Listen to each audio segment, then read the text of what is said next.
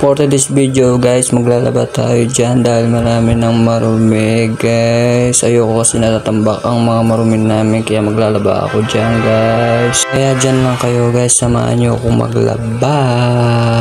Ayan guys, lumabas ako dyan dahil yung washing bibigyan ko ng tubig para mapagsimulan tayo. Ayan guys, binigyan ko na ng tubig. Habang nilalagyan ko ng tubig dyan, pinag-iiwalayin ko na mga damit para laban na isa-isa. Hindi lang ako naglalaba dyan guys dahil nililinis ko yung dalawang motor ng jowa ko at ang motor ko.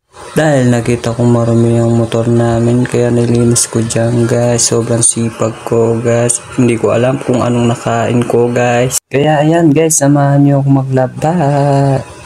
Sana kayo magsawa sa panonood ng vlog ko dahil marami pa akong i-upload guys. Lang to guys at sipag. Kung kayo masipag at may tiyaga, gawin nyo na rin yan guys. Natin guys, basta may tiyaga, may nilaga. Kaya dyan guys, tamang laba lang ako dyan guys. Dahil hindi ka na magkukuso, dahil may washing na, hindi ka na maihirapan guys. So kayo guys, ano pang iniintay nyo? Tayo na maglaba.